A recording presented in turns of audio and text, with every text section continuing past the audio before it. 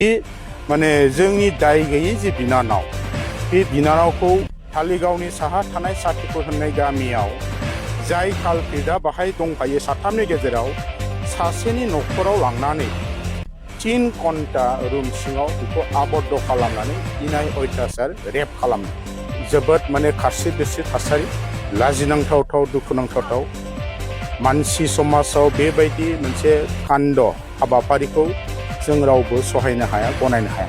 ओरैबायदि गिलु-बालु आरो बे रेप जाखांनायनि उनाव बे कालप्रिटआ जाय लायदोंमोन बेनो बेखौ बेंटलाव दोनहैफिनदों। गुन्दागिरिफ्रा गाज्रि आखुनि मानसिया सानसे नङा सानसे जेयाव गोग्लैयो होननाय बायदि बे गुन्दाफ्रा बे कान्डखौ, बे जाथायखौ मबाइलाव भिडिअ खालामदों। बिनिखायनो बिनि थाखाय असित जोंनो न्याय नांगोन। पक्स' जि धारा दङ बाहाय, जिहेतु माइनर रेप केस जाबाय, माइनर एजनि पक्स'नि गेजेरजों बिनि बिसारा थाबैनो जानांगौ।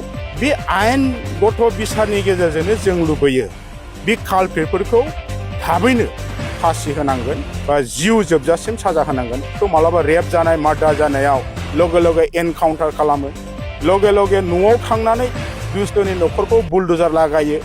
बेबायदि एखे नोजोरजों जोंनि बे जाथायखौबो जोंनि आसाम गभर्नमेन्ट डक्टर हिमन्त बिश्व शर्मा बिथाङा समान नोजोरजोंनो जोंनो जास्टिस होगोन, जास्टिफिकेसन होगोन, जों बेखौ लुबैदों। सेरफांगुरियावहाय जिनाहारिनि जाथाय बे सोराङाव फैनाया गोबाव जाबाय। दा बे जाथायनि सायाव एसे एबसु हिसाबै मा रिएक्सन होगोन? जोङो दुलाराय बर' फरायसा आफाद हिसाबै जोबोद माने गोसोआव दुखु मोननाय, खुद्रिनाय जोंनाव दिनै फैदों बे थासारिनि खौरांखौ जों मोननानै। मानोना बियो जोबोद माने खारसि बिरसि थासारि, लाजिनांथाव दुखुनांथाव मानसि समाजाव बेबायदि मोनसे कान्ड हाबाफारिखौ जों रावबो सहायनो हाया, गनायनो हाया। जोङो मैया खोथाखौ रोखायै खोनानो मोनबाय जे थांनाय जुलाइ दाननि 20 तारिखआव जोंनि बेंटल ओनसोलाव थानाय सेरफांगुरि होननाय गामिनि दासो क्लास 10आव फरायबाय थानाय जोंनि माने बिनानाव, बर' जोंनि माने बिनानाव, बे बिनानावखौ चिरां जिल्लानि सिङाव थानाय धालिगाव ओनसोलनि माखासे दुष्टफोर, माखासे गुन्दाफोर, जायफोरनि मुङा दिनै बाहाय जोङो खोनानो मोनदों बिथांमोननि रिपर्ट बायदि नासिरुल आली होननाय बिथांजों लोगोसे आरो 2 बाहाय गुन्दाफ्रा दंबावो। दा बाथ्राया मा जादों, 20 जुलाइ खालि बे जोंनि 10 थाखोआव फरायबाय थानाय बिनानावखौ नासिरुल आलीया गावनो बेंटलसिम थांनानै बे बिनानावखौ थिखांनानै लाबोबाय। लाबोनानै काजलगावनि खोलाहा थानाय दांथल बै भुपेनेश्वर हाजो बिसिम बेरायहैदों आरो बेखिनियाव 2 गुन्दाफ्रा, 2 बदमासफ्रा बिजों लोगोआव ओंखारफाबाय। दा बे साइडआव 1 घन्टासो टाइम पास खालामनानै बिसोरो फिन आरोबाव काजलगाव धालिगाव ओनसोलाव फैफिनदों आरो बेवहाय फैनानै बे माने जोंनि दाय गैयै जे बिनानाव, बे बिनानावखौ मोनसे धाबायाव जौ लोंहोदों, अयथासार खालामनायनि जे मोनसे सिन्ता, गाज्रि मोनसे नोजोरजों बिनानावखौ जथेस्थ' माने जौ लोंहोनाय मानाय सेन्स गैयै बिदि खालामनानै धालिगावनि साहा थानाय साथिपुर होननाय गामियाव जाय कालप्रिटआ बाहाय दंफायो साथामनि गेजेराव सासेनि न'खराव लांनानै 3 घन्टा रुम सिङाव बेखौ आबद्ध खालामनानै इनाय अयथासार रेप खालामदों। ओरैबायदि गिलु-बालु आरो बे रेप जाखांनायनि उनाव बे कालप्रिटआ जाय लायदोंमोन बेनो बेखौ बेंटलाव दोनहैफिनदों। जों मिथिनो मोनदों बे बिनानावखौ गिलु-बालु माखासे बाथ्राजों दम होनानै दोनदों, जायनि थाखाय बियो 20 तारिखनि उनाव खुनु न'खरावबो आरो रावनोबो बे गिलु-बालु जाथायखौ बिथाङा फोरमायनो हायाखै, सिरियैनो थाबाय थादों। नाथाय माने गुन्दागिरिफ्रा गाज्रि आखुनि मानसिया सानसे नङा सानसे जेयाव गोग्लैयो होननाय बायदि बे गुन्दाफ्रा बे कान्डखौ, बे जाथायखौ मबाइलाव भिडिअ खालामदों।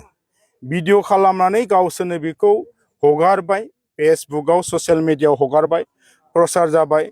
नै दाखालैसो साननैसो सिगांसो गामिनि मानसिफ्रा नुबाय, गथ'नि बिब'आ नुबाय, सिनायबाय, सिनायनानै सोंबाय नंगौ जाथाया।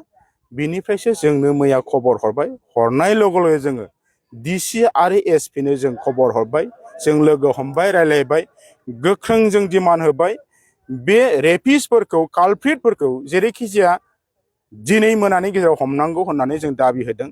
आरो जोंनि एसपिनि दैदेननायाव जथेस्थ' खस्थ' खालामनानै बिथांमोना जोंनि प्रेजेन्सआवनो लगे लगे सानैखौ हमदों आरो सासे गुन्दाखौ मोनायाव हमदों। खारबायमोन बिथांमोना गासिबो।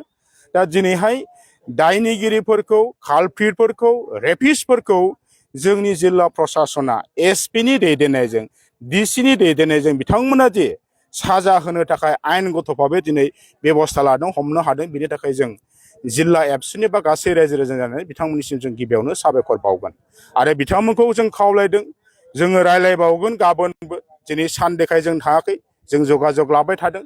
गाबोन जों फर्मेलि डिसकासन खालामगोन, जों डिमान्ड खालामगोन। जिहेथु बे जाथाया समाजनि थाखाय खुनु गनायजाथाव नङा, जायखौ जों दिनै नुबाय, भिजुवेलाव जों नुबाय, भिडिअ'आव। दा बिनिखायनो बिनि थाखाय असित जोंनो न्याय नांगोन। पक्स' जि धारा दङ बाहाय, जिहेतु माइनर रेप केस जाबाय, बे माइनर एजनि पक्स'नि गेजेरजों बिनि बिसारा थाबैनो जानांगौ। आरो बे आयेनगत बिसारनि गेजेरजोंनो जों लुबैयो बे कालप्रिटफोरखौ थाबैनो फासि होनांगोन बा जिउ जोबजासिम साजा होनांगोन। जों बेखौ डिमान्ड खालामगोन। आरो आं दिनैहाय जों एबसुनि जानानै जोङो खावलायदों, जोंनि आसाम गभर्नमेन्ट जाय दिनै सरकार दं, जाय दिनैहाय चिफ मिनिस्टार दं, मानगोनां डक्टर हिमन्त बिश्व शर्मा, बिथांनि जि नाजानाय, बिथांनि जि मोनसे रायजोखौ बेंनाय, जोबोद गोख्रैनो बेंदों। जोङो एप्रिसियेट खालामगोन, बिथांखौ जों साबायखर बावो। जों नुदों जे थांनाय समफोराव गुबुन गुबुन ओनसोलाव, गुबुन गुबुन जायगायाव जेब्लानाखि माने इलिगेल अप्रतिकर माने जेब्ला खान्द जायो, माने आयेननि बिरोधि खामानि जायो, बेफोरबायदिखौ मालाबा रेप जानाय, मार्डार जानायाव लगे लगे एनकाउन्टार खालामो, लगे लगे न'आव थांनानै दुष्टनि न'खरखौ बुलडोजार लागायो। बेबायदि एखे नोजोरजों जोंनि बे जाथायखौबो जोंनि आसाम गभर्नमेन्ट डक्टर हिमन्त बिश्व शर्मा बिथाङा समान नोजोरजोंनो जोंनो जास्टिस होगोन, जास्टिफिकेसन होगोन, जों बेखौ लुबैदों। दा जाय कालप्रिटफ्रा बे खामानिखौ मावदों, बिथांमोननि न'खौबो बुलडोजार लागायनांगौ, बिथांमोनखौ बे समाजनिफ्राय मा होनदों गैया खालामनांगौ, जों बेखौ डिमान्ड खालामदों। बेबायदि आखुनि मानसिया बे सिभिल समाजाव, बेबायदि डेम'क्रेसि हादराव थांनानै थानायनि खुनु मोन्थाय गैया। गतिके बेनि बेबस्थाखौ प्रसासना आरो आसाम गभर्नमेन्टआ लानांगौ। जों बेखौ गोख्रोङैनो दिनै डिमान्ड खालामदों।